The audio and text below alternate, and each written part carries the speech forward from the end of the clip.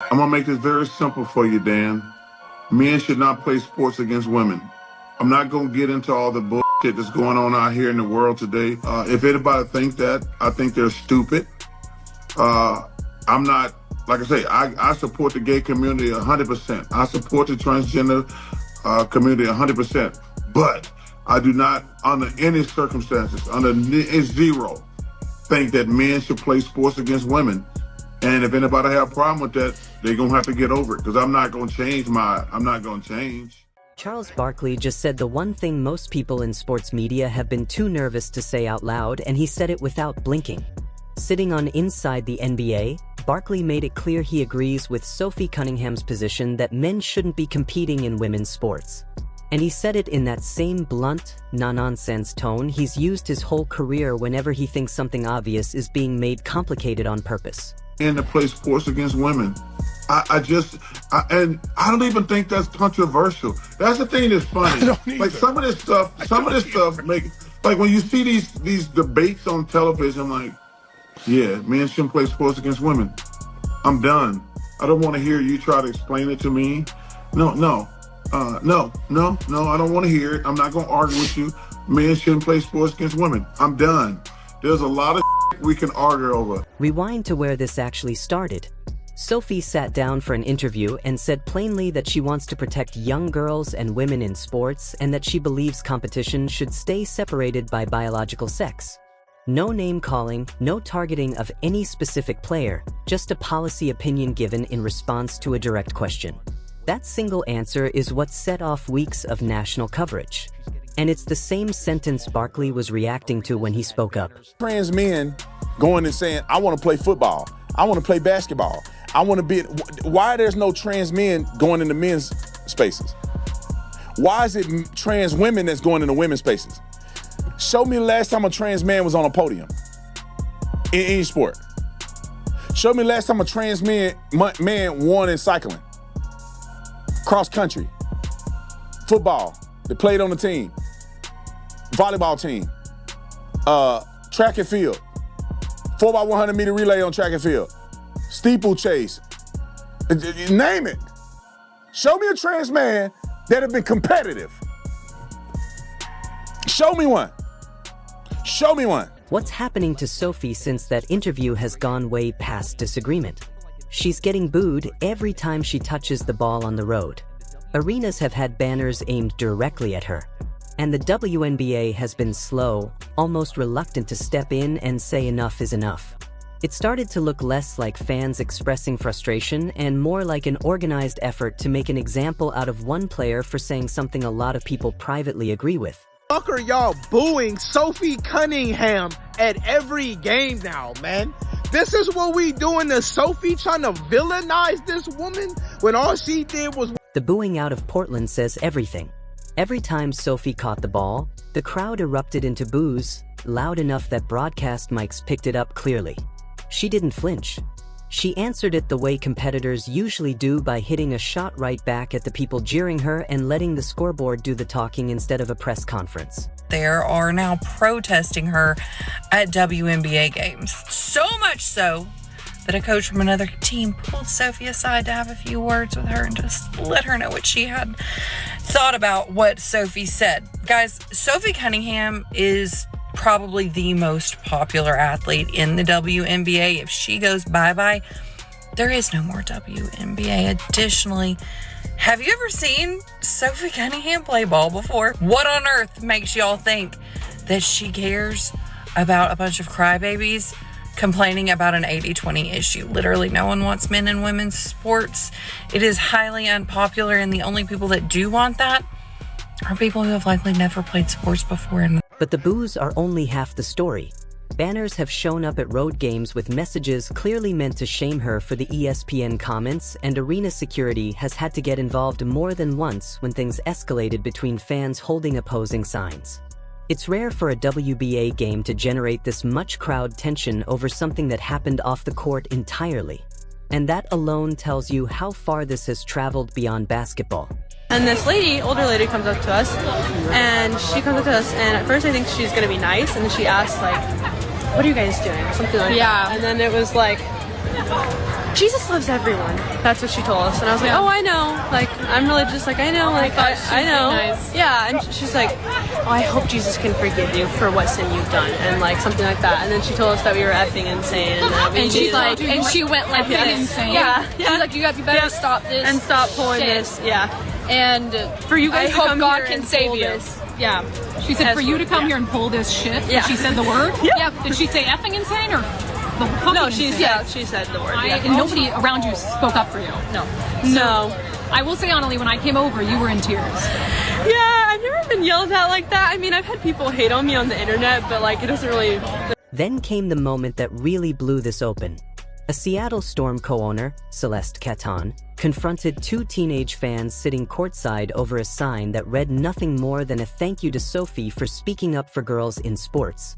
No hostility on that sign, no attack on any player, just gratitude. Caton told the girls their presence was insane and suggested they needed forgiveness, and one of them was in tears before the night ended. The league eventually fined and suspended Caton, but only after days of public pressure once the video spread. That's the backdrop Barkley was speaking into when he finally addressed the situation on air. He wasn't just weighing in on a policy debate in the abstract. He was reacting to a controversy that already had real victims. Two kids who came to a game to support a player they admire and left shaken because an adult with power decided their sign was worth confronting. Has said that males, biological males, do not belong in women's sport. That's it. That is the rational, sane, commonly shared stance. It's a safety issue. It's a fairness issue. It's not an anti-trans kids campaign, but this coach saying, oh, trans kids are this is what they do. The straw man argument. She is trying to say that Sophie is against trans kids and she's excluding them and this is evil. No! It's so dumb. It's so evil. It's so calculated. Barkley didn't stop at simply agreeing with Sophie.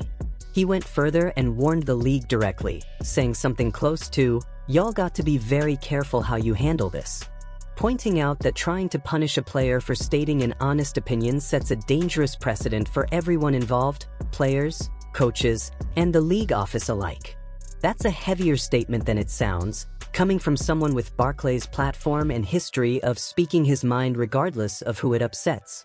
What made this moment bigger than just one segment is that Barkley wasn't the only established voice in sports willing to say it out loud. Once his comments started circulating, other figures from completely different corners of the sports world began adding their own take. And almost none of them landed anywhere close to the WNBA's official posture on the controversy. She says common sense thing, and she gets so much backlash. She's like, men should not be playing in women's sports. Why is that so, I don't get it. I don't understand it. It's a simple statement. She stood by it. That's what I love about when people say things. Don't back down. If you say something, stand by it. And she said it. She backed it up. She's not backing down no matter how much heat she gets from certain people.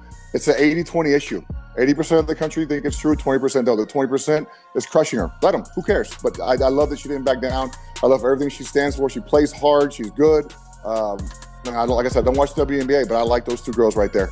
Yeah, she's going to get backlash from the girls around her and other teams. And, it's a liberal and mostly gay league, which is fine. I have no problem. My daughter is gay. No problem. I got no problem with that. But the way they push things on people, sometimes I don't like it in the WNBA. That's why I'm not a big fan of watching their game. Former Chicago Bears linebacker Brian Urlacher was one of the first football voices to jump in, saying flatly that he didn't understand why an honest opinion about competitive fairness was being treated like a scandal. Kendrick Perkins, the former NBA center turned ESPN analyst, took a more measured tone, but landed in a similar place, saying players should be allowed to answer questions honestly without having their season turned into a referendum on their character. Shaquille O'Neal, never one to stay quiet for long, chimed in on his own show, suggesting the entire situation had been blown out of proportion by people looking for something to be outraged about. It wasn't just retired athletes, either. Current broadcasters and former Olympians started weighing in, too, which is part of what made this moment different from a typical sports talk radio dust-up. Sage Steele, who has been outspoken on issues around fairness in women's sports before, publicly backed the two teenage girls who got confronted by Catan, saying their treatment reflected poorly on the entire Storm organization regardless of where anyone stood on the underlying debate. Almost weaponize the word kid and children to, dig deep on the feelings of people instead of the facts, which are what? The science behind this, that men and women are different. And you can call yourself a woman, you can call yourself a cat, call yourself whatever you want, but the facts are what? Trans women are men. And the W in WNBA stands for women. So I just hate it when words like that are weaponized. And Sophie Cunningham made it very, very clear from day one, when, by the way, she didn't bring this up. She was asked by an ESPN reporter about this topic, and she answered. And then as the controversy brewed, she went on Twitter and said the same thing, which is, I am not trying to exclude anyone. Everybody is welcome at my table, but this is the W. Steele's comments mattered because she wasn't coming at this from inside the NBA world the way Barkley was. She approached it from a broadcaster's perspective, someone who has spent years covering sports controversies and knows the difference between a player expressing an opinion and a player attacking someone. Her read was that Sophie never crossed that line, and that the reaction to her comments said more about the current climate than it did about anything she actually said. Other voices started stacking up quickly after that. Retired swimmer and outspoken advocate for women's sports fairness, Riley Gaines, publicly thanked Barkley for using his platform to say what she'd been arguing for years, though she came at it from an activist lane rather than a sports commentary one. Golf analysts and even a couple of retired ML players added brief comments on their own social accounts, mostly variations of the same idea that an athlete answering a direct question honestly shouldn't turn into a campaign against her. So Sophie Cunningham's comments were anti-trans. No, not even a little. Dan, she went out of her way to say, I love everyone. This is about science and fairness and protecting women. Because guess what? Until recently, women, we had our own sets of grievances. We couldn't vote.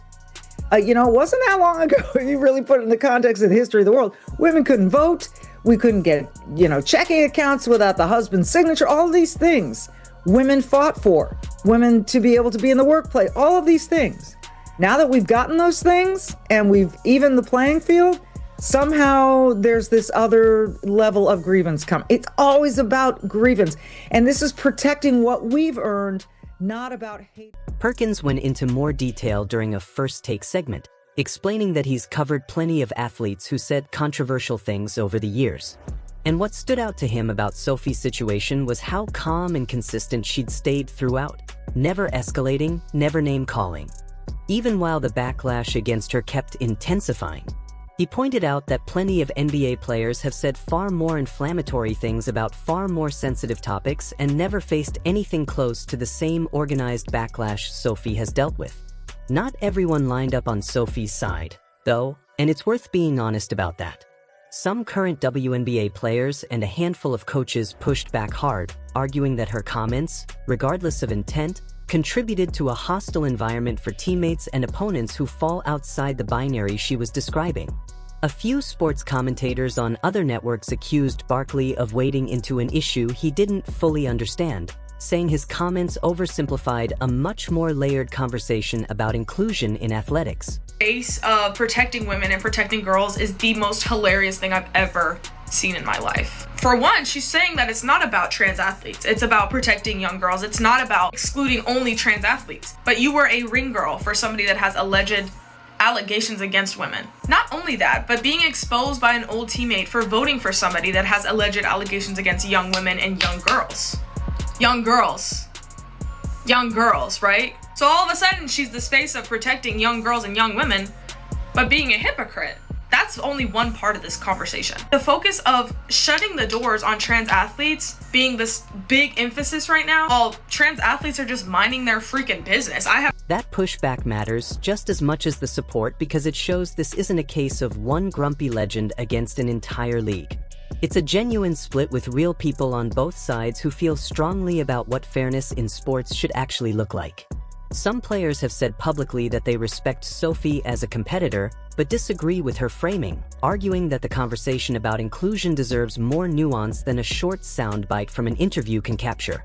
Brittany Griner's own comments added another layer entirely, and hers landed somewhere in the middle rather than fully on one side or the other.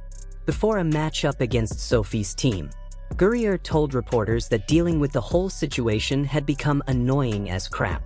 Not necessarily disagreeing with Sophie's right to have an opinion, but expressing frustration at how much noise had built up around a single interview answer.